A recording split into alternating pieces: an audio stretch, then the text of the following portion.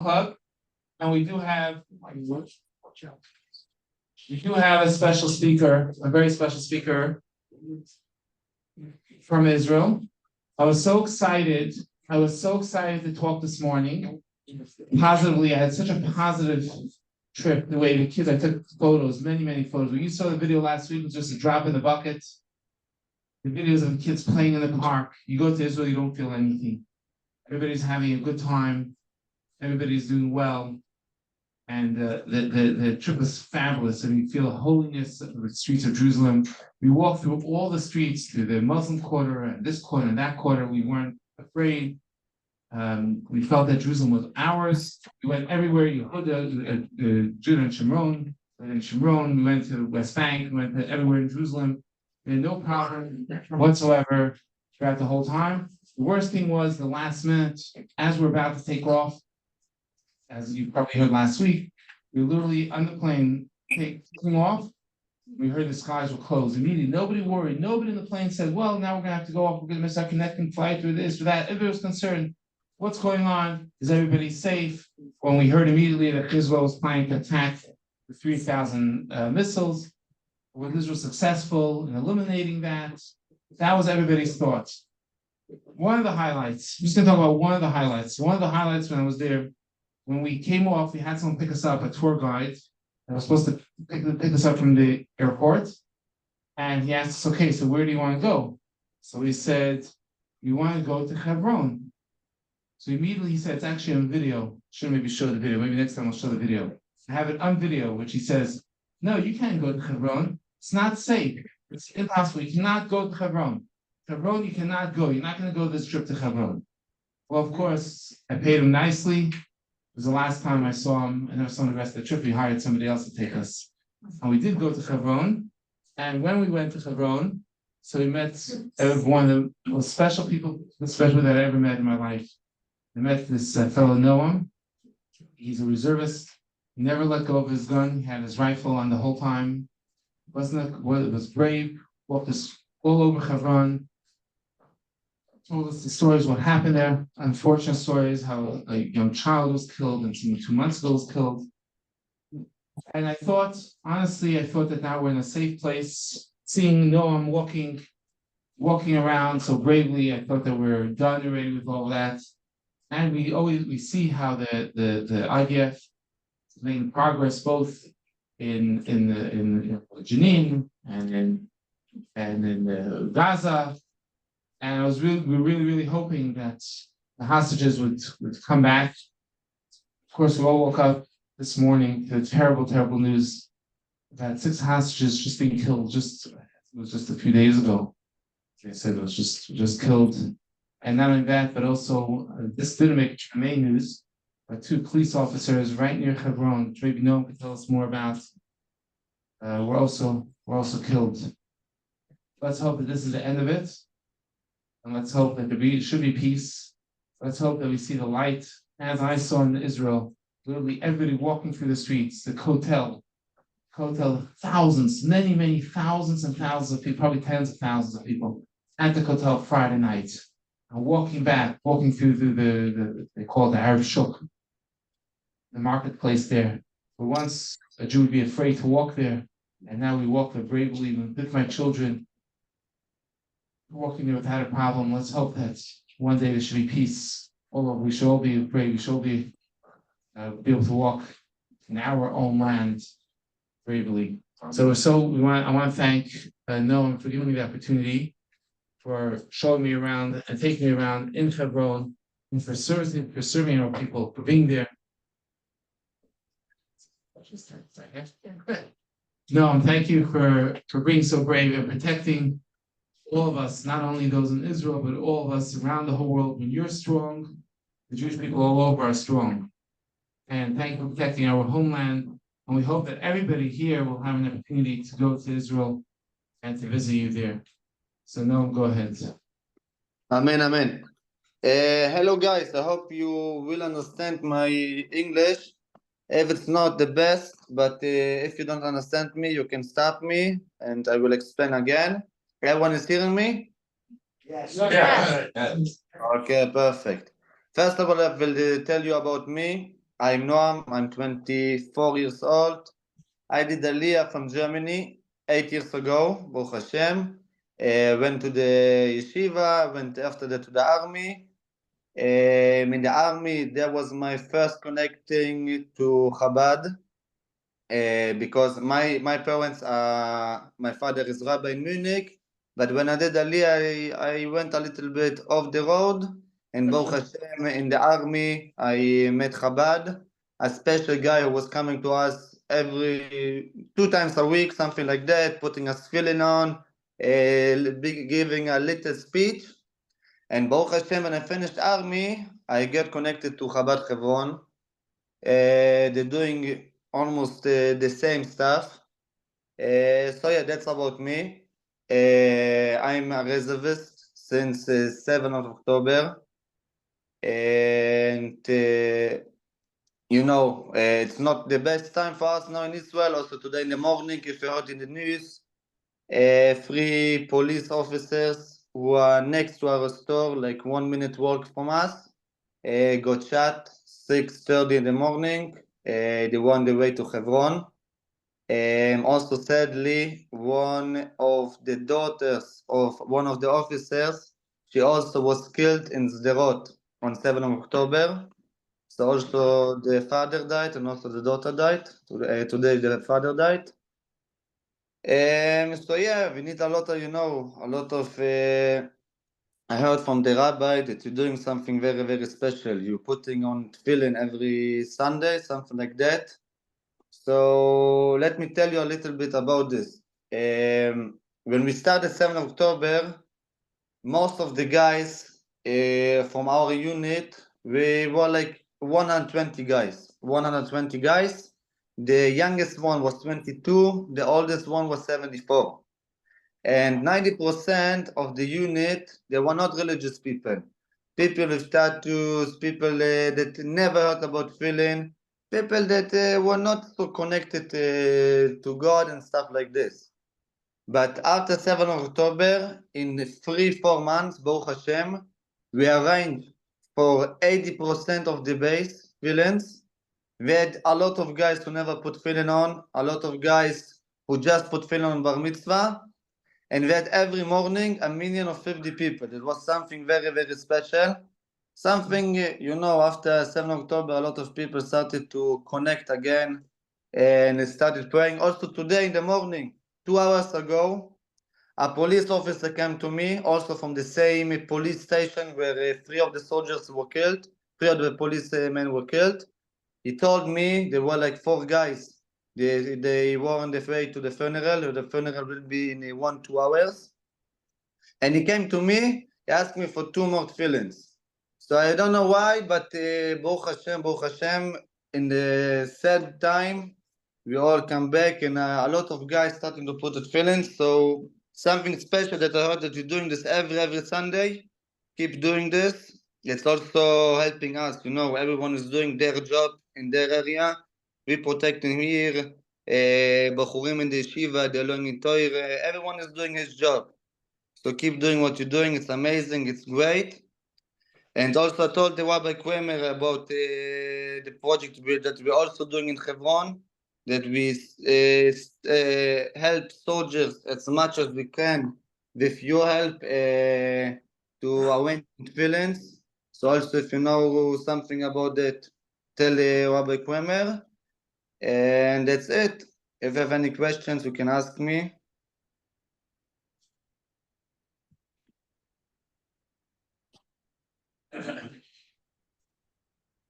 Does anybody have any questions for Noam? Yeah, are Americans still go? Are Americans still regularly visiting Hebron and the Maras HaMachpelah? I tell you what, usually every year at this time, we have thousands of people. I also told the Rabbi Kramer when he came to Hebron, he wanted to make something special for the soldiers. He asked me to make a barbecue for them. I told him, I think he was also surprised to hear it, that he was the first guy after 4 months to come again to do something for the soldiers. There are not much American coming now. There are not much people coming now. You know, the flights are not so good. Also, everyone is getting scared about the area of Hebron and Amarat Machpelah. It's sad, but Baruch Hashem, Bezrat Hashem, we hope that people will understand that Hebron is very safe. It's like all Israel. It's like all Israel. It's also very special to come there, you know, Amarat Machpelah. But sadly, for now, there are not much visitors, no. Thank you. Thank you for Thank what you. you're doing. Thank you, guys. Thank Thank you. you for what you're doing. Thank you for protecting our homeland. Amen, amen. Everyone is doing his job. Everyone is at his place.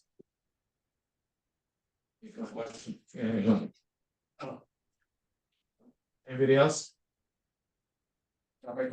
Yes. Family question, if it's not too invasive. Sisters, brothers, what are they up to?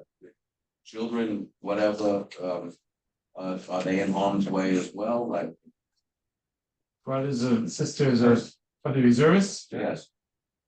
You heard that question? No? No, tell me again. How about the families of the reservists? Are they in harm's way? For example, your other families in Hebron, children, How are they brothers, coping? sisters, how are they coping? I tell you Are they in what. harm's way? Is it dangerous for them? In Hebron, you asked me about Hebron. Yes. Hebron, if you ask me, especially me, I think Hebron is one of the safest places. First of all, we have a lot of soldiers, a lot of police, a lot of army, everything. The biggest problem is not inside Hebron, not inside Kiryat Arba, Hebron. The problems are more on the streets. Like the terror attack that happened today, it was like it's like 30 minutes drive from Hebron, but they still call it area of Hebron because Arabs can come out from there. So Hebron and Kiryat Arba is very safe. The road, there are some roads that you need to be sometimes careful.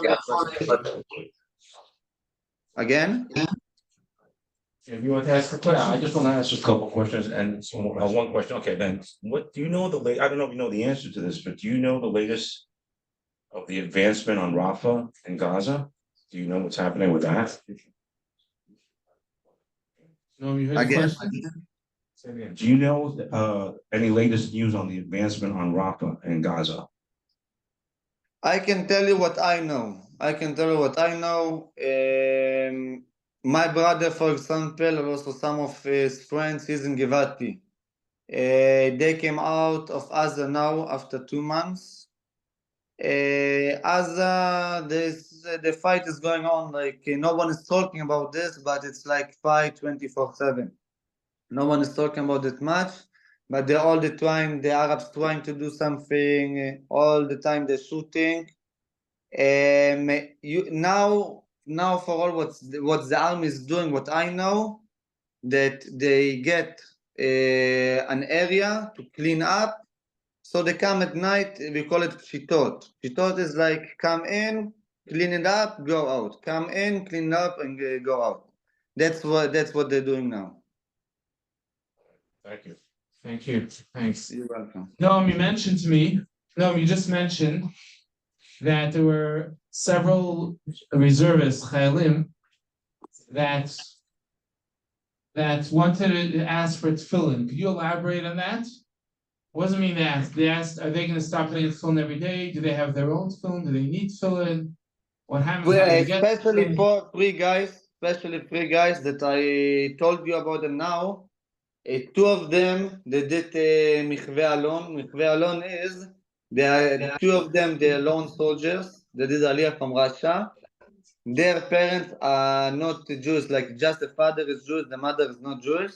So they did a real Giyur. They did also Brit Milah. Now they finished Brit Milah at 18 years old. And two of them, I don't know how and why, but they got very connected to the learning of the Judaism and everything. And they asked me if I know someone who can come them with tefillins. And another guy is a guy who's living in the Merkaz Haaretz. Merkaz Haaretz is the middle of Israel. The family is not religious, but now he's already 6 months next to Hebron, next to the Marat Machpelah, and he's trying almost every day to go to one of the minions. He got also very, very connected, and he also asked for one of the tefillins because he got just one tefillin from his grandfather for bar mitzvah, but it was a very old tefillin that it's not kosher today. You're telling me that 3 soldiers, 3 chayalim, that would like to put on tefillin every day, but they're just waiting for a pair of tefillin. Yes. And how do the chayalim usually get tefillin? Let's say they need tefillin, and they don't have tefillin. How do they get tefillin? Usually, Baruch Hashem, because I got connected to, I did Chazara B'Tshuva b'zchut of one Chabad guys that came to us and gave us tefillin and everything. So I took it as a project, I can call it, that everyone who is coming to Hebron, who were making them a tour or something like that, ask them if they know someone who can carry pairs of tefillins. Usually that's Bet Chabad, a lot of Bet Chabad coming, a lot of Chabad guys coming. They hear about this and they're helping with this a lot. Do you still need those 3 pair of tefillin? Do you still need them, or do you have others to sponsor? We still at 3, and also today I told you about the police officer who asked me just 2 hours ago for 2 more. But for now we need the 3 for the soldiers that I told them, because they're leaving in next week. Next week they're going to another area. Okay, so guys, basically what Noam is saying is that there are soldiers that took upon themselves to put on tefillin every day, and they need a pair of tefillin. So if anybody has an extra pair of tefillin, or knows somebody that would like to sponsor a pair of tefillin for the chayalim, for the soldiers, Noam would give it over to the chayalim, to the reservists, and they would put on tefillin every day. So if you anybody know somebody, you could mention to me now, you can mention to me later. Let me know, and we'll be happy to send it off to Israel, or to pay them to be able to buy a pair of tefillin, so they have the pair of tefillin.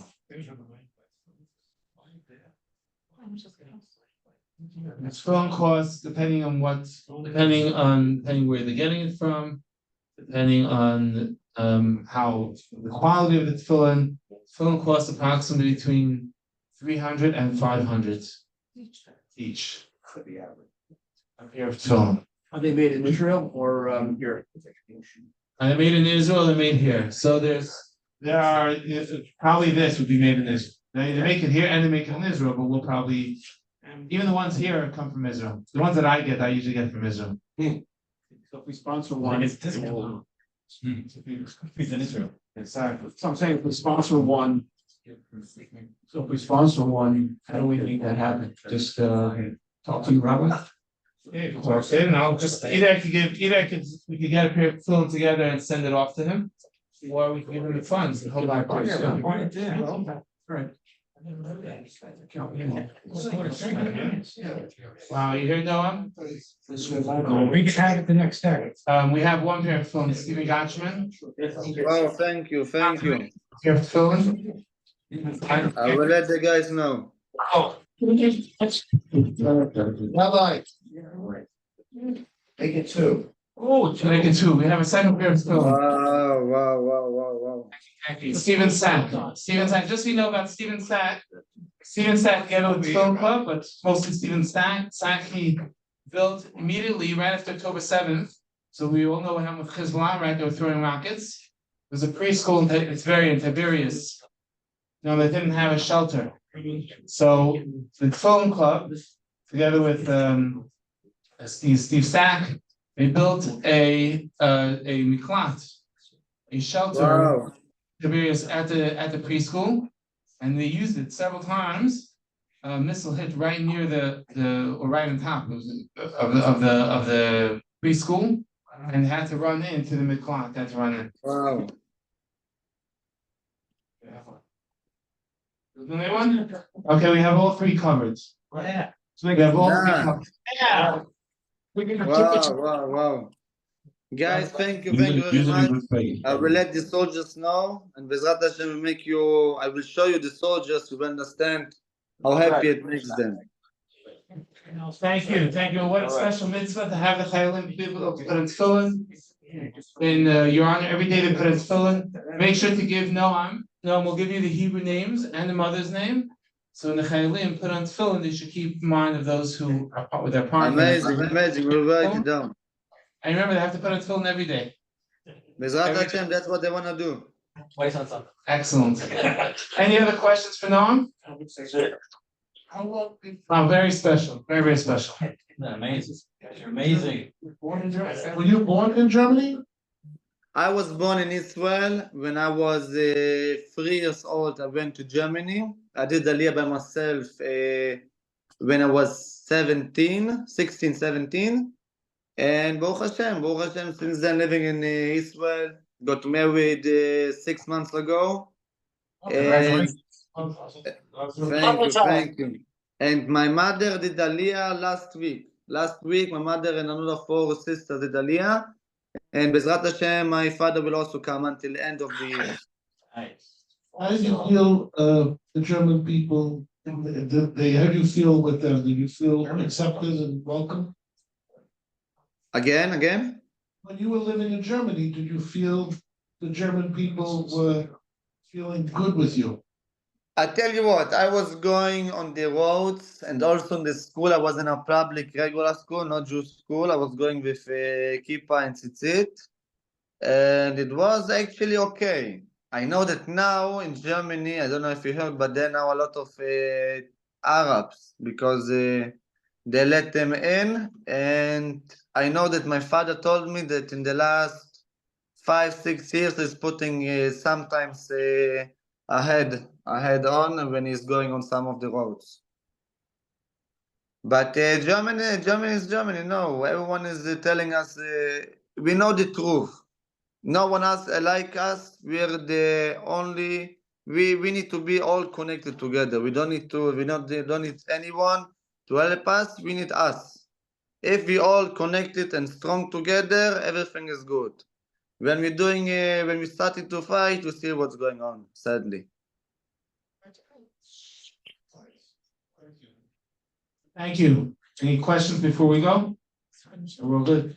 Noam, thank you so much. So we'll be in touch. Thank you, guys. We'll get you the pair of phone, or Spotify pair phone. Stay strong, be safe. Noam again is great. Walking around with his rifle. Show everybody your rifle. Amen. And keep doing what you're doing, guys. Thank you. Bye. Oh, thanks. Stay strong, stay safe. Hashem watch over you. Amen. Thank you everybody for coming. See you next Sunday morning. Please try to bring a friend.